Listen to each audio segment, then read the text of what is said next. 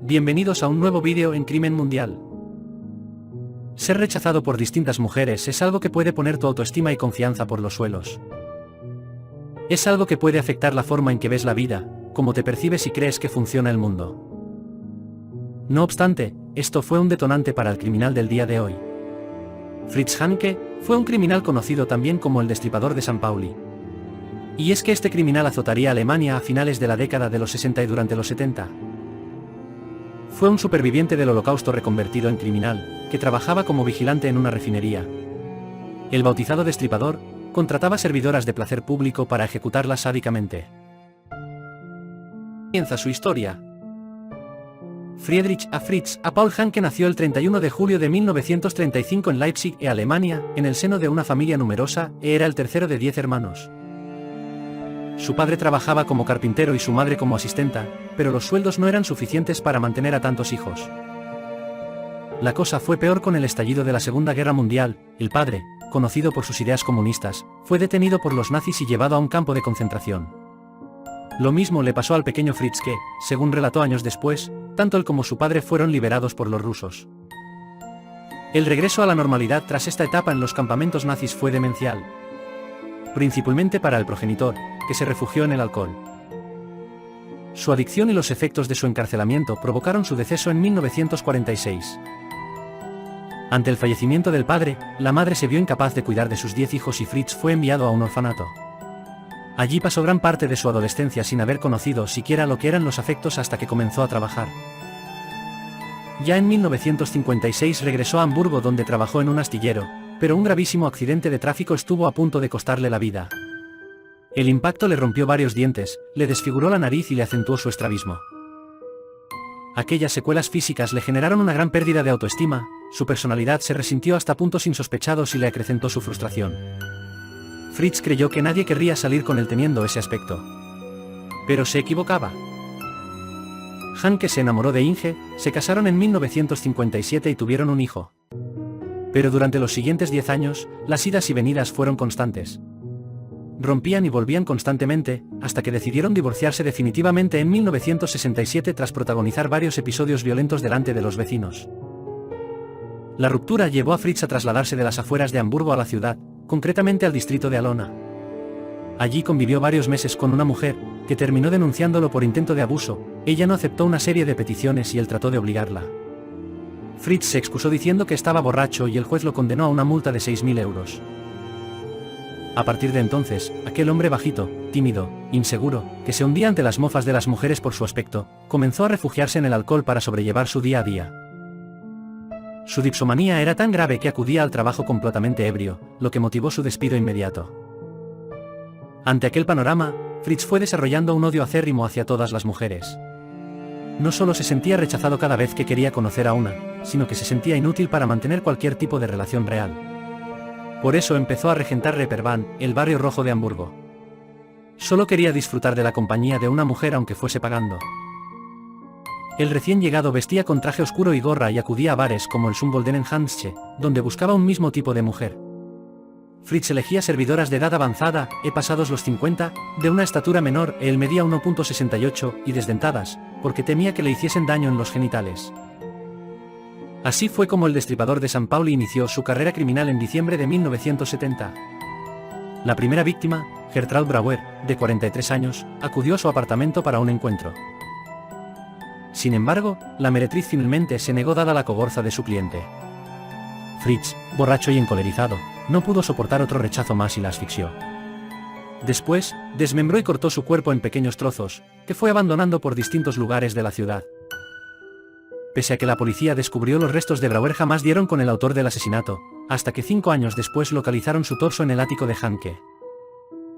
Los siguientes 4 años, Fritz experimentó un periodo de enfriamiento. Es decir, el asesino suspendió toda actividad delictiva motivado por su temor a ser detenido. Pero el verano de 1974 todo se precipitó y los crímenes regresaron, más violentos y en un lapso menor. El alemán ejecutó a 3 mujeres más en apenas 5 meses, todas ellas procedentes del barrio rojo de Hamburgo.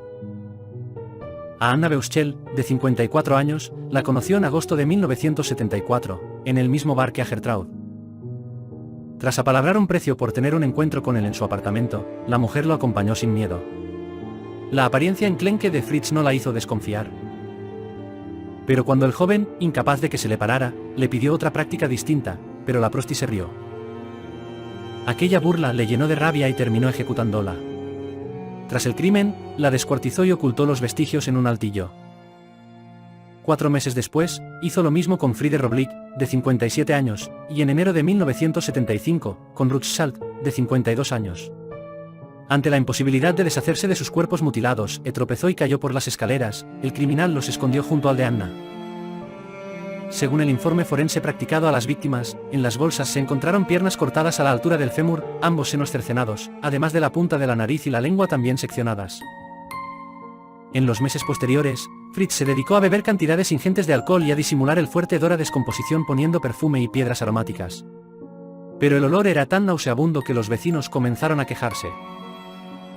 Sin embargo, las protestas no llegaron a ninguna parte, las autoridades no se personaban para averiguar lo que estaba ocurriendo. Tuvo que producirse un incendio en la segunda planta del edificio para que se descubriese la verdad. Eran las 3:30 de la tarde del 17 de julio cuando varias dotaciones de bomberos llegaron rápidamente hasta la que después se conocería como la Casa del Horror de Hamburgo. Durante la extinción del fuego, algunos agentes inspeccionaron cada piso en busca de posibles víctimas, en el preciso momento en que el techo del ático se derrumbó y cayeron 4 enormes bolsas. Al comprobar su interior descubrieron lo impensable: piernas, brazos y torsos mutilados de varias mujeres. Una vez apagadas las últimas llamas, la policía registró el apartamento de Fritz y halló ropa y calzado de mujer, imágenes eróticas y pósters de modelos desnudas, sendas muñecas, además de numerosas botellas de bebidas alcohólicas. En cuanto Hanke subió las escaleras del edificio, lo arrestaron y llevaron a dependencias policiales. Tras 60 horas sin abrir la boca, finalmente terminó cantando. En su declaración, Fritz se autodenominó Jack el Destripador y espetó un acabo de tener relaciones a modo de pretexto. Además, dio toda clase de detalles sobre las víctimas, sus nombres, fechas y la razón de cada asesinato. Al cotejar dichos datos, los investigadores se dieron cuenta de que nadie había denunciado la desaparición de aquellas mujeres. Nadie las buscaba. Excepto a la primera, Gertraud Brauer. Un caso que se resolvió 5 años después porque Hanke guardó su tronco en una bolsa en el desván de su casa.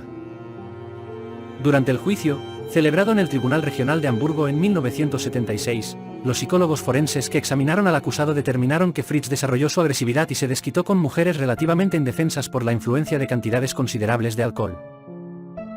A esto se sumaba su necesidad de tener un papel superior como hombre, viéndose incluso a sí mismo como el señor de la vida y la muerte.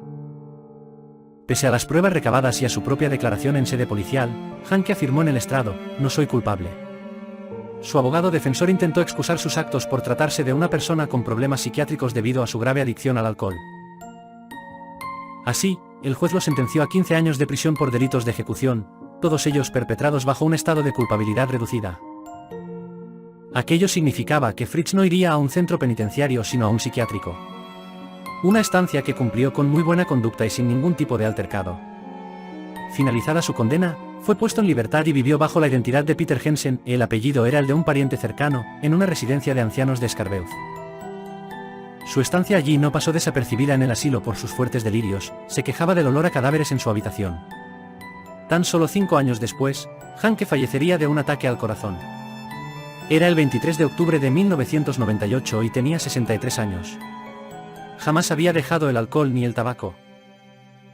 Su truculenta historia fue llevada a la literatura en 2016 gracias a Heinz Strank. La manera en la que el autor relata el mundo desolador de Fritz Hanke, sumido en el consumo excesivo de alcohol, los problemas sexuales y los crímenes violentos, llamó la atención del director de cine Fatih Akin que, en 2019, hizo una adaptación cinematográfica del libro no apta para estómagos impresionables. ¿Qué te ha parecido la historia de Hanke? ¿Consideras que el alcohol y sus problemas de inseguridad fueron los causantes de todos sus crímenes? Déjanoslo saber en los comentarios. Si te ha gustado el vídeo, déjanos un buen like, compártelo con todos aquellos interesados en el crimen, y suscríbete para seguirte enterando de casos como este. Un saludo, hasta la próxima.